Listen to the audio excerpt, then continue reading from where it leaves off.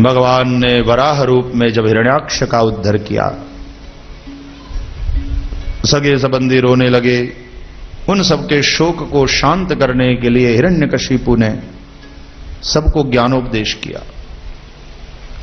फिर हिरण्यकशिपु अपने भाई को मारने वाले विष्णु के साथ वैर बदला लेने के लिए तैयार हुआ। वो वन में गया, तपस्या किया, ब्रह्मा जी को प्रसन्न किया, वर मांगा, मैं मरूं नहीं। ब्रह्मा जी बोले सॉरी, मैं सही करूं नहीं, I cannot sign your papers. I don't have that power. Even I have to die. I'm supposed to die. एक दिन आता है कि मुझे भी जाना पड़ता है। आ ब्रह्म भुवनाल लोका पुनरावर्तिनो अर्जुन। तो भाई जो पैदा होता है वो मरता तो है, मरना तो तुझे पड़ेगा, तू कुछ और मांग ले।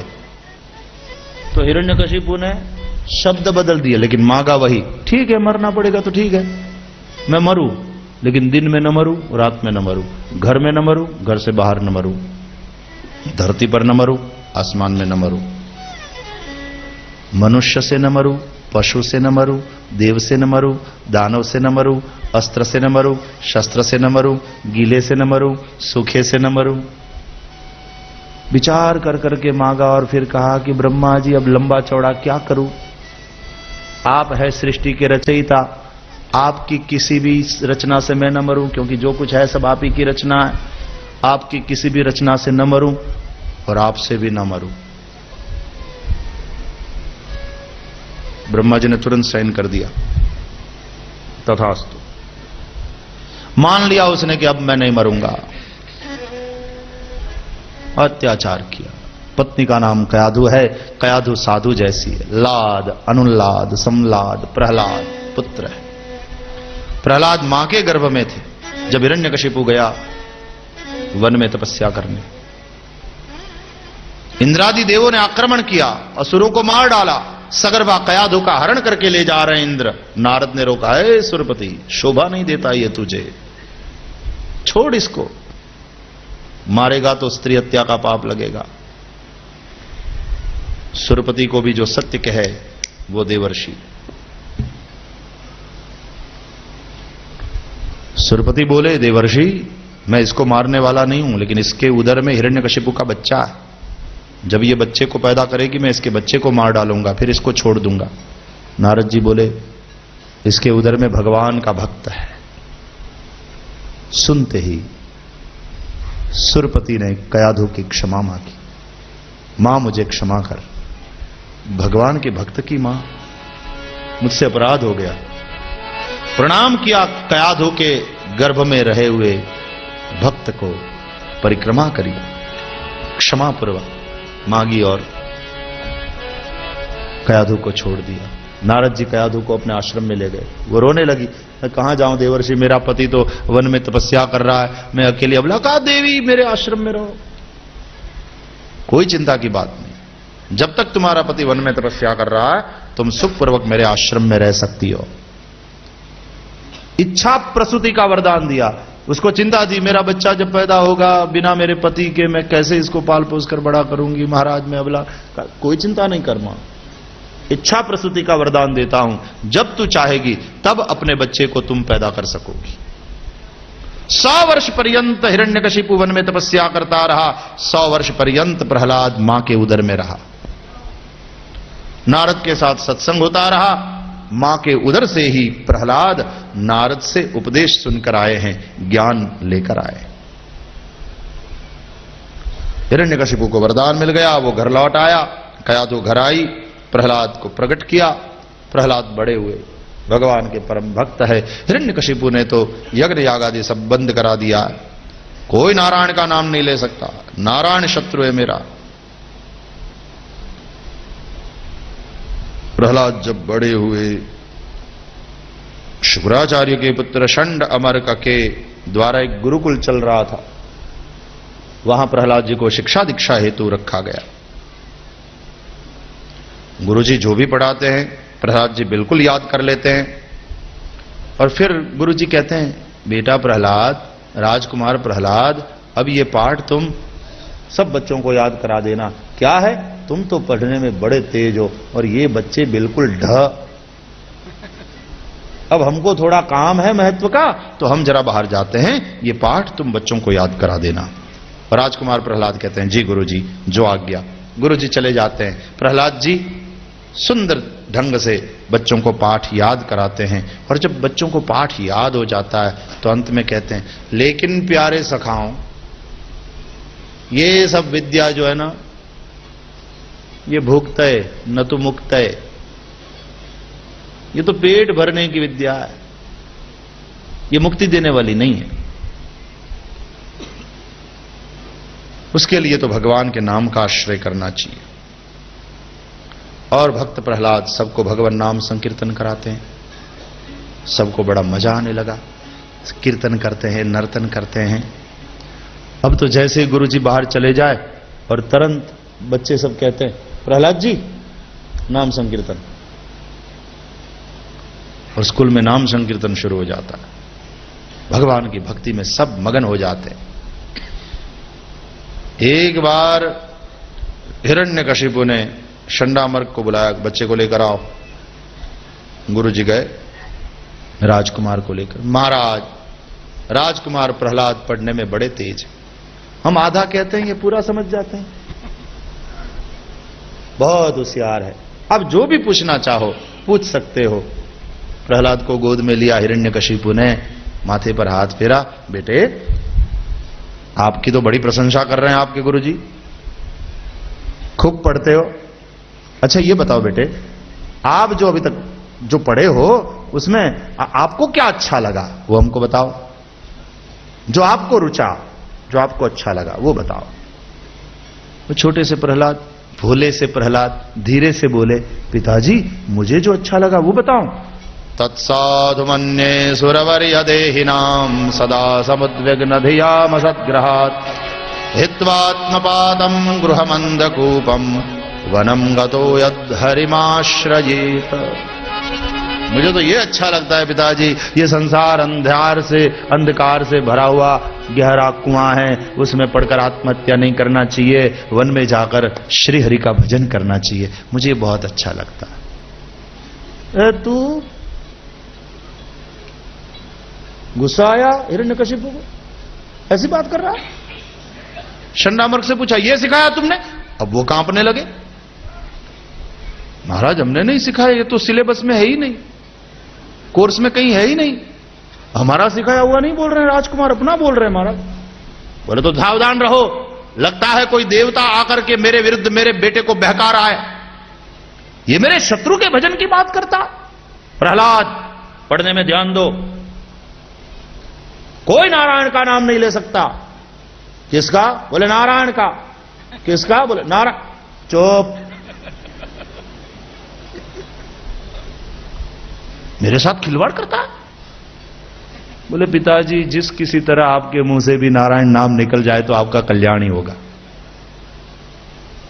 मुझे मत सिखाओ। शंडामर्क से कहा, ले जाओ इसको। नारायण नारायण करते हुए प्रहलाद जी चले गए, धीरे धीरे बकते हुए गुरु जी भी, राजकुमार तू तो कभी हमको पिटवाएगा अपने बाप से, अच्छी दक्षिणा तो मिलती है, लेकिन अरे हमने ये सिखाया था क्या? कैसा बोल दिए? अरे वैसे तो पढ़ने में तुम कितने होशियार हो, जो भी प्रश्न पूछते हैं फटाफट फटाफट जवाब देते हो, और वहां तुम ये सब क्या बोल दिए? हमारी पगार बढ़ जाती यदि ठीक से बोलते तो।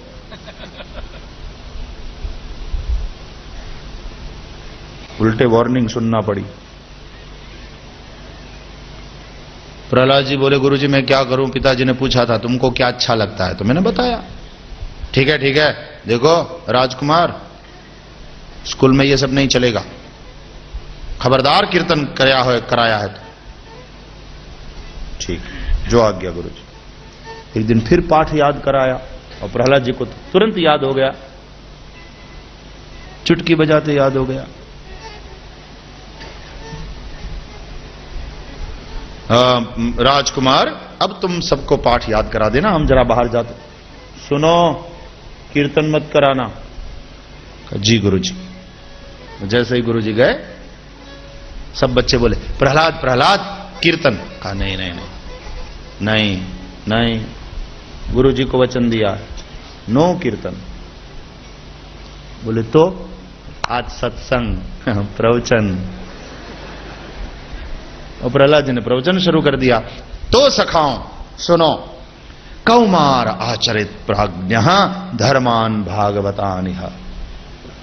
संन्यास भले ही चौथे आश्रम का नाम है, लेकिन प्यारे मित्रों, भगवान की भक्ति तो कुमारावस्था से ही शुरू हो जानी चाहिए। कुमारावस्था से जब से समझ आने लगती है, बस तब से यही सही समझ है कि भजनियो व्रजाधिपः, कीर्तनियो व्रजाधिपः। देखो मुकुंद जो है ना भगवान, वो मुक्ति देने वाले हैं। मुकुम मोक्षम ददाति इति। एक ने कहा मुक्ति ही देते हैं क्या? तो फिर जीवन के लिए जो आवश्यकताएं हैं जीवन की, उसको जुटाने के लिए क्या? बोले ना ना ना, सुनो सुनो सुनो, मुंह मुक्तिम कु भुक्तिम ददाति इति मुकुंद। मुक्ति भुक्ति दोनों देने वाले हैं। भगवान के पास अपने भक्त के लिए कुछ भी अधेय नहीं है। बस तुम मुकुंद के चरणारविंद का आश्रय करो। एक सखा बोला प्रहलाद जी मैं कुछ पूछना चाहता हूं। बोले हाँ पूछो। हमको भगवान मिलेंगे? बोले क्यों नहीं मिलेंगे? बोले हम असुर जो ठहरे। प्रहलाद जी बोले क्या तो देवताओं ने ठिकाने रखा? ठाकुर जी तो सबके हैं, देव दानव मानव, जो भी सही भाव से भजे सबको भगवान मिल सकते हैं। बड़ा प्रसन्न हो गया वो बालक। कहा प्रहलाद जी फिर उसके लिए हम क्या करें कि भगवान हम पर कृपा करें? हाँ प्रहलाद जी बोले महत्वपूर्ण प्रश्न है। देखो मित्रों, एक कथा सुनो। एक बार ब्रह्मा जी ध्यान कर रहे थे अपने कमल आसन पर विराजमान, और तब देव दानव मानव सब ब्रह्मा की रची हुई सृष्टि है, सब गए ब्रह्मा जी के पास, नमस्कार करके बोले हे पिता, आपने हमको रचा, आपने हमको इस संसार में पैदा किया, लेकिन हमारे कल्याण का मार्ग तो आप हमको बताइए, हमें कैसे रहना चाहिए? तो ब्रह्मा जी ने आंख खोली, देवों दानवों मानवों सबके सामने देख करके बोले द। एक ही अक्षर बोल दिए और फिर आंख बंद कर लिए। फिर ध्यानस्थ हो गए। देवों दानवों मानवों ने सबने एक दूसरे के सामने देखा। प्रवचन पूरा, उपदेश पूरा, एक ही अक्षर का द। सब लौट गए और सब लोग विचार करने लगे कि भाई ब्रह्मा जी के कहने का तात्पर्य क्या है। तो देवता बोले देखो हम लोग तो बहुत भोगी है, इसलिए द से दमन करो ये कहा है, दमन करेंगे तो हमारा कल्याण होगा। तो मानवों ने सोचा भाई हमको भी द कहा, मतलब क्या है? तो फिर विचार किया हम लोभी बहुत है, सो द से दान करो ये कहा है, तो दान करने से मानवों का कल्याण। अब दैत्यों ने भी सोचा हमको भी द कहा है ब्रह्मा जी ने, इसका मतलब क्या है? तब दैत्यों ने सोचा हम क्रोधी बहुत है, तो द से दया करो ये कहा है। तो काम क्रोध लोभ, देवों में काम, मानवों में दैत्यों में क्रोध और मानवों में लोभ है, इसलिए तीनों को द द द कह करके द से देवताओं के लिए दमन, द से दैत्यों के लिए दया और द से मानवों के लिए दान, ऐसा अर्थ बताया। तो तस्मात् सर्वेषु भूतेषु दयाम कुरुत सौहृदम। प्रहलाद जी ने समझाया कि प्राणी मात्र के प्रति दया का भाव रखना चाहिए। हम असुर जो है ना वो क्रोधी बहुत होते हैं, तुरंत हिंसा करते हैं, इसलिए भगवान की कृपा चाहते हो तो भैया दया रखो, दया का भाव रखो। दया उसका उल्टा करो तो होता है याद। जो दया करता है उसको हमेशा भगवान की याद बनी रहती है, और जो सदा दया करता है ना उसको भगवान भी याद करते हैं। तस्मात् सर्वेषु भूतेषु दयाम कुरुत सौहृदम। बड़ा सत्संग हुआ, बड़ा आनंद आया। फिर एक बार गुरु जी ले गए राजकुमार को महाराज के पास। हाँ बेटा अब क्या सीख करके आए, बताओ नई बात क्या सीखे तुम? भाई प्रहलाद जी उत्साह से भर गए। पिताजी 9 प्रकार की भक्ति होती है, नया हमने ये सिखाया है, 9 प्रकार की भक्ति होती है। बताऊं कौन कौन सी? श्रवणम कीर्तनम विष्णोः, स्मरणम पाद सेवनम, अर्चनम वंदनम, दास्यम, सख्यम, आत्मनिवेदनम। 9 प्रकार की भक्ति है। इस प्रकार की भगवान नारायण की भक्ति करने से भगवान बड़े प्रसन्न होते हैं। हिरण्यकशिपु ने बड़ी बड़ी आंखें निकाली, शंडा मर्ग की तरह। दोनों कांपने लगे, नीचे देख गए। ये बिना कोर्स का क्यों बोलता है? हमने ये सिखाया ही नहीं, कभी ये राजकुमार हमको पिटवाएगा। हिरण्यकशिपु को गुस्सा आया, प्रहलाद को उठाया, पटका। ऐसा छोरा हो या न हो, क्या फर्क पड़ता है? दूसरे लोग मेरी आज्ञा में है और ये मेरा बालक मुझसे विरुद्ध नारायण के भजन की बात करता। जाओ इसको मृत्युदंड दे दो। लोग भी समझे कि जिसने अपने बेटे को नहीं बख्शा वो औरों को क्या बख्शेगा। मृत्युदंड। कयाधु कांपने लगी, रोने लगी, बोल नहीं सकती। प्रहलाद को पर्वत शिखर से पछाड़ा गया, प्रहलाद को हाथी के पैरों तले रौंदा गया, प्रहलाद को जल में डुबोया गया, प्रहलाद को विषैले सर्पों के बीच फेंका गया, प्रहलाद को अन्न में विष मिलाकर खिलाया गया, प्रहलाद को अग्नि में जलाया गया। हर जगह भक्त प्रहलाद की रक्षा भगवान ने करी। मरे नहीं तो आश्चर्य हुआ हिरण्यकशिपु, कमाल, ये मरता क्यों नहीं?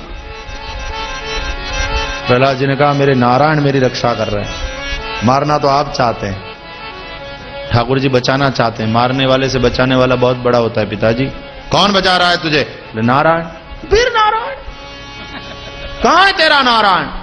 कहा प्रहलाद ने, कहां नहीं है नारायण? जले विष्णु स्थले विष्णु, विष्णु पर्वत मस्तके, ज्वाला माला कुले विष्णु, सर्व विष्णुमयम जगत।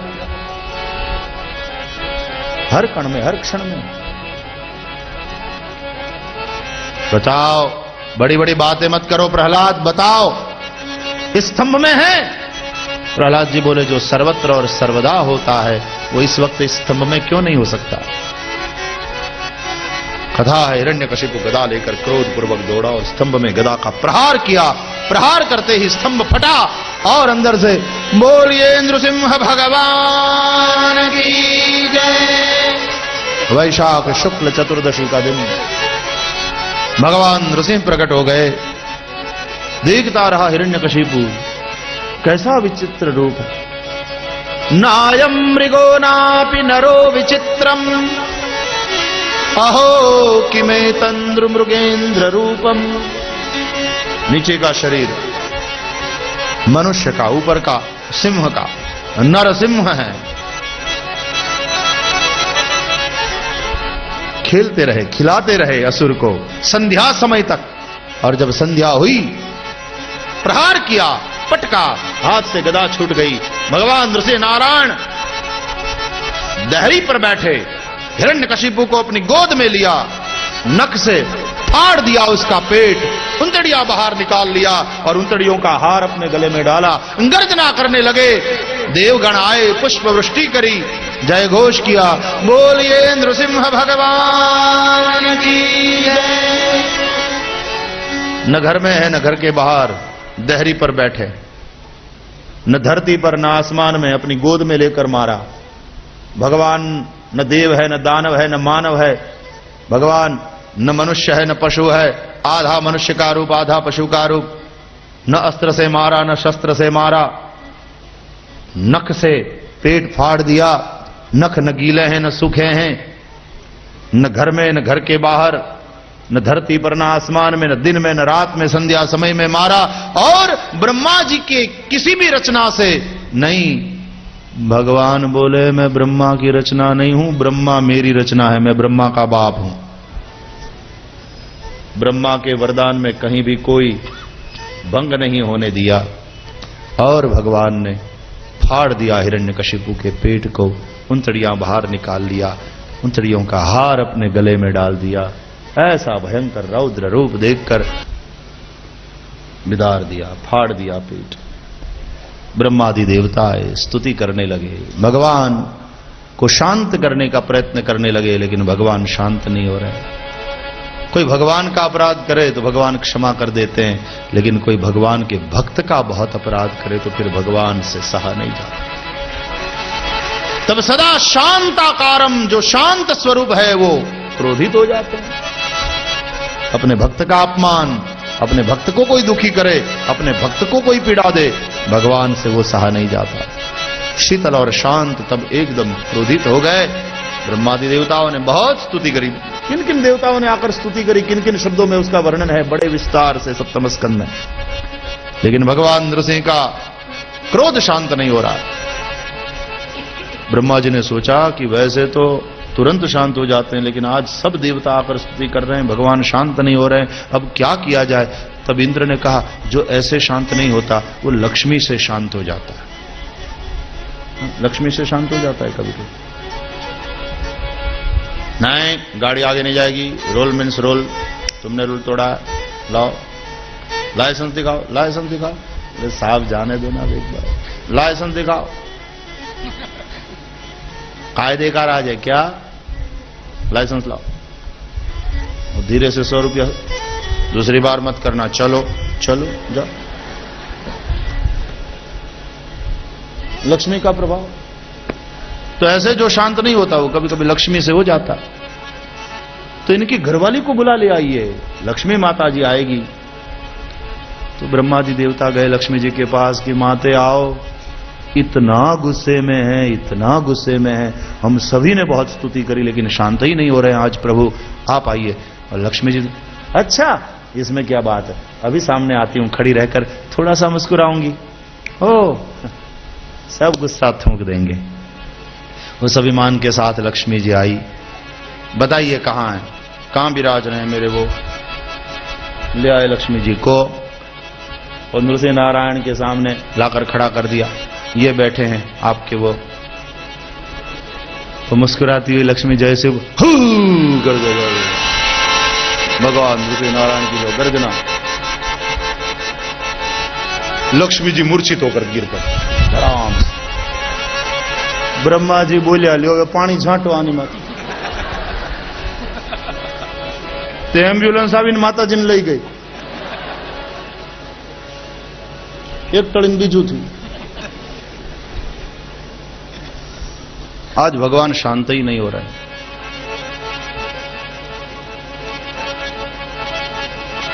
अब ब्रह्मा जी ने सोचा, अरे जिसके लिए भगवान आए हैं वही यदि स्तुति करे तो भगवान अभी शांत हो जाएंगे। प्रहलाद के पास गए, बेटे तुम प्रभु को शांत कर सकते हो, आओ। छोटे से प्रहलाद, सब डर रहे हैं लेकिन प्रहलाद के मन में कोई भय नहीं। जो भी हो, जैसे भी हो, भयंकर रूप है तो भी मेरे प्रभु का है। हाँ, वो राक्षस वाला भयंकर मोहरा पहन करके मां घर में अकेली अपने बच्चे के साथ खेल रही हो और मोहरा पहन करके मां डराए बच्चे को, हू, तो उल्टे बच्चा तो हंसता है, उसको पता है मेरी मम्मी है। प्रहलाद जी नहीं डर रहे हैं, उन्हें पता है मेरे प्रभु है। कभी उनका सौम्य रूप होता है तो ये रुद्र रूप। आगे आए, हाथ जोड़ करके प्रहलाद जी मधुर शब्दों में स्तुति करने लगे। ब्रह्मादय सुरगणा मुनयोथ सिद्धा सत्वैकतानमदयो वचसां प्रवाहि नारायितुं गुरुगणैरधुनापि पिप्रो किं तोष्टुमर्हति समे हरिरुग्रजाते।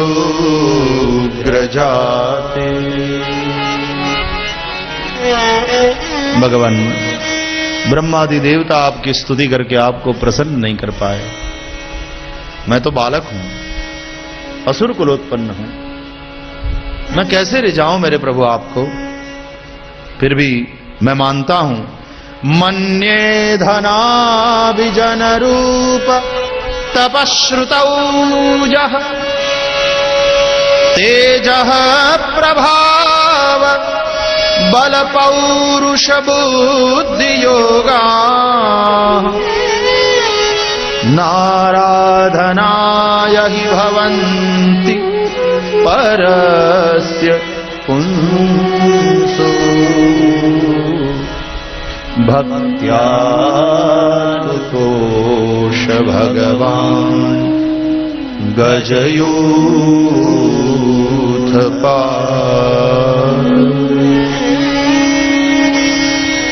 धन रूप तप ज्ञान तेज प्रभाव बल पौरुष कुछ भी आपको प्रसन्न करने में समर्थ नहीं है। आप प्रसन्न होते हैं भक्ति से। भक्ति के चलते तो आप गजेंद्र पर भी प्रसन्न हो गए, मुझ पर प्रसन्न नहीं होगे प्रभु। आपकी भक्ति से रहित ब्राह्मण से वह चांडाल श्रेष्ठ है जिसके हृदय में आपकी भक्ति। देखो कितना प्रेम का महत्व है श्रीमद् भागवत में। जाति वाली बात, जाति भेद, केवल किसी को जाति से ऊंचा मानने वाली बात भागवत में नहीं है। प्रहलाद जी स्तुति करने लगे। स्तुति के शब्द धीरे धीरे भगवान के कर्ण विवर में जाने लगे। छोटे से बालक की प्रेम भरी ये बाणी सुनकर भगवान नृसिंह नारायण का क्रोध शमन होने लगा। बहुत गर्मी पड़ने के बाद जिस तरह थोड़ी वर्षा हो जाती है, भगवान नृसिंह नारायण की आंखों से आंसू की वर्षा होने लगी।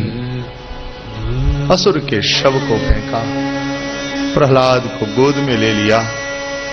ऊपर का शरीर सिंह का है ना, प्रहलाद को प्रेम करना है। कैसे प्रेम करता है शेर? जीभ से चाट कर चाटने लगे अपनी जिह्वा से प्रहलाद। आंख में आंसू है, भगवान से प्रहलाद को चाट गए, अपने स्नेह से उसको भिगा।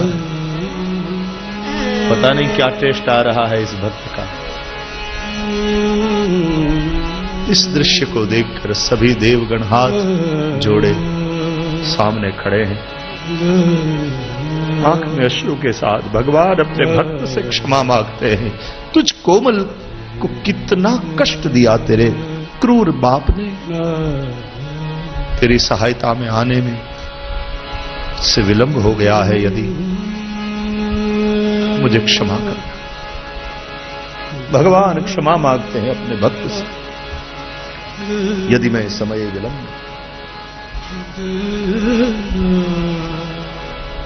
आज तो क्रोध में आकर मैंने तेरे बाप को मारा। मैं वचन देता हूं, आज के बाद मैं तेरे वंश में किसी को मारूंगा नहीं। मेरे भक्त, मेरे वत्स, मेरे पुत्र, तेरे वंश में जो पैदा होगा उसको मैं कैसे मार सकता हूं? यदि ऐसा हुआ तो मैं दंड दूंगा, लेकिन किसी को मारूंगा नहीं। अब मांग, तुझे क्या दूं? तुझे क्या चाहिए? मुझसे मांग। वरम वृणीष्व।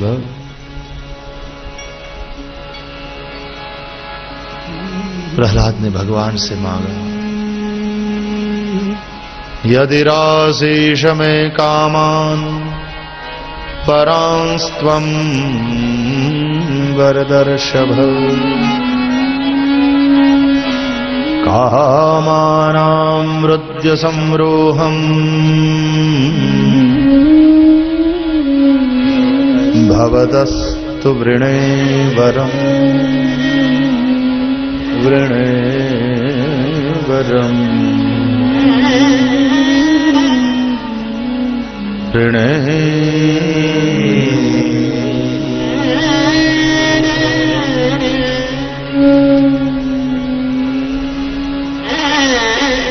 यही मांगता हूं मेरे मालिक कि मैं कभी किसी से कुछ भी न मांगूं। मेरे मन से कामना के अंकुर को उखाड़ फेंको, क्योंकि विमंचति यदा कामान मानवो मनसि स्थितान तर्ह्येव पुंडरीकाक्ष भगवत्वाय कल्पते।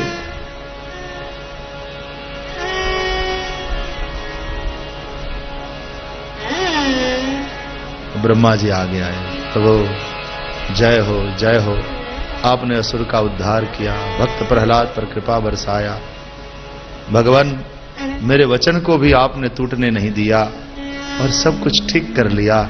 प्रभु आपने जो मार्ग निकाला, प्रभु इस प्रज्ञा को प्रणाम है, जय हो।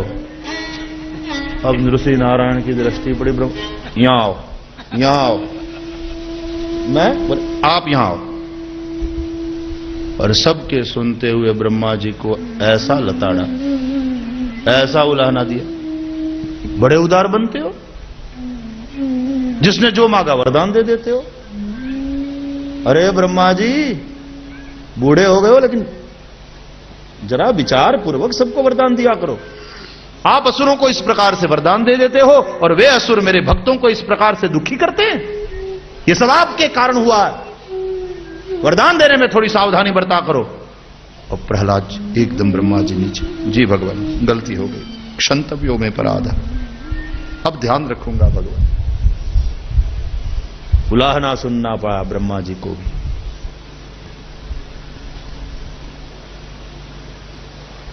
एक को मारा और एक को बचाया। नारद जी ये कथा युधिष्ठिर को सुनाते हैं, सुखदेव जी परीक्षित को सुनाते हैं, सुत जी शौनकादिकों को सुनाते हैं। भगवान की क्रिया में भेद दिखाई पड़ रहा है, एक को मारा और दूसरे को बचाया, लेकिन भगवान के भाव में कोई भेद नहीं। जिसको मारा उसको भी तारा।